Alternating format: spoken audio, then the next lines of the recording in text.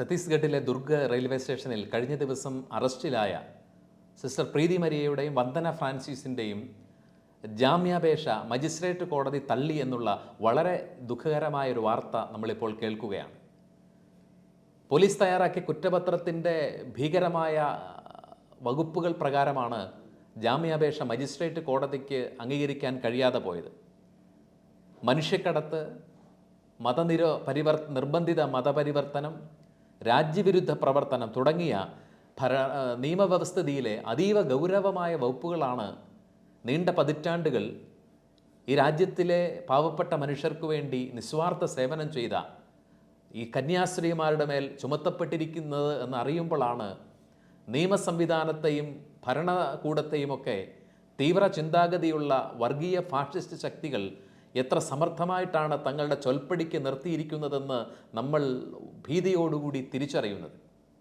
കഴിഞ്ഞ 5 വർഷത്തിലധികമായി ക്രൈസ്തവരായിരുന്ന ഈ യുവതികളെയാണ് തങ്ങളുടെ സ്ഥാപനത്തിലേക്ക് ജോലിക്കായിട്ട് കൂട്ടിക്കൊണ്ടുപോകാനായിട്ട് സിസ്റ്റേഴ്സ് ദുർഗ് സ്റ്റേഷനിൽ എത്തുന്നത്. അവരാദ്യമായിട്ട് കണ്ടുമുട്ടുന്നവരാണ്.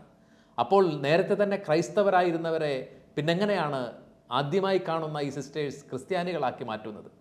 അപ്പോൾ ബജ്രംഗ്ദൾ പ്രവർത്തകരുടെ ക്രൈസ്തവ വിരുദ്ധതയ്ക്ക് നിയമ സംവിധാനങ്ങൾ കൂട്ടുനിൽക്കുന്നു എന്നുള്ളതാണ് നമ്മളിവിടെ കാണുന്നത്. ആദ്യം തയ്യാറാക്കിയ കുറ്റപത്രത്തിൽ മതപരിവർത്തന നിരോധന നിയമത്തിൻ്റെ കീഴിലുള്ള വകുപ്പുകൾ ഉൾപ്പെട്ടില്ലായിരുന്നെങ്കിൽ പിന്നീട് അവിടെ തടിച്ചുകൂടിയ ബജ്രംഗ്ദൾ പ്രവർത്തകരുടെ ഭീഷണിക്കും ആക്രോശത്തിനും വശംവദരായിട്ടാണ് പോലീസ് അങ്ങനെ ഒരു ഗൗരവമായ വകുപ്പ്, 10 വർഷത്തോളം തടവ് കിട്ടാവുന്ന വകുപ്പ് അതിൽ എഴുതി ചേർക്കുന്നത്. കൂടാതെ രാജ്യവിരുദ്ധ പ്രവർത്തനം നടത്തിയത്രേ. നീണ്ട പതിറ്റാണ്ടുകൾ അശരണരുടെ ഇടയിൽ നിസ്വാർത്ഥ സേവനം ചെയ്യുന്നതാണ് ബജ്രംഗ്ദളിൻ്റെ ഹിന്ദുത്വ തീവ്രവാദികളുടെ കണ്ണിൽ രാജ്യവിരുദ്ധതയെങ്കിൽ നമ്മൾ എത്ര അപകടകരമായ ഒരു സാഹചര്യത്തിലൂടെയാണ് കടന്നു പോകുന്നത്.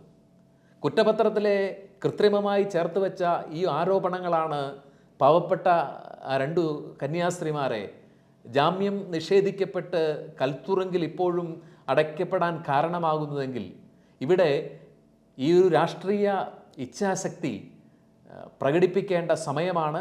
BJP ഗവൺമെൻറ്, BJP പാർട്ടിയുടെ നേതൃത്വം ഈ വിഷയത്തിൽ അടിയന്തരമായി ഇടപെടുകയും സമർപ്പിതരുടെ മേൽ കെട്ടിച്ചമച്ച ഈ ദുരാരോപണങ്ങളുടെ വാസ്തവം ബോധ്യപ്പെട്ട് അവരുടെ മേൽ ചുമത്തിയ അന്യായമായ ആരോപണങ്ങളും കുറ്റപത്രവും റദ്ദാക്കാനുള്ള നിർദ്ദേശം കൊടുക്കുകയും ചെയ്യുകയാണ് അടിയന്തരമായിട്ട് ഇവിടെ ചെയ്യേണ്ടത്. പൊതുമനസാക്ഷിയെ തന്നെ അങ്ങേയറ്റം ആകുലപ്പെടുത്തുന്ന ഈ ഒരു പ്രതിസന്ധിക്ക് എത്രയും വേഗം ഒരു രാഷ്ട്രീയ പരിഹാരമുണ്ടാക്കാൻ, കുറ്റപത്രത്തിൽ എഴുതി ചേർത്ത പെരുന്നുണകൾ തിരുത്താൻ പോലീസിനും ബന്ധപ്പെട്ടവർക്കും നിർദ്ദേശം കൊടുക്കുകയും വർഗീയ ഫാസിസ്റ്റ് ശക്തികളുടെ താളത്തിനൊത്ത് തുള്ളുന്ന നിയമ സംവിധാനങ്ങളെ നിലക്ക് നിർത്താനുള്ള അടിയന്തര നടപടികൾ എടുക്കുകയും ചെയ്യാനുള്ള രാഷ്ട്രീയ ഇച്ഛാശക്തി ഭരണകൂടം, BJP പാർട്ടി കാണിക്കണമെന്ന് ശക്തമായി ഇവിടെ ആവശ്യപ്പെടുകയാണ്. ക്രൈസ്തവ ന്യൂനപക്ഷം അങ്ങേയറ്റം ഭീതിയിലൂടെ കടന്നു പോകുന്ന ഈ ഒരു സാഹചര്യത്തിൽ ന്യൂനപക്ഷങ്ങൾക്ക് സംരക്ഷണം തരുന്ന രീതിയിലുള്ള സത്വര നടപടികൾ കേന്ദ്ര ഗവൺമെൻറ്, ഉത്തരവാദിത്തപ്പെട്ടവർ സ്വീകരിക്കണമെന്ന് ആവശ്യപ്പെടുകയാണ്.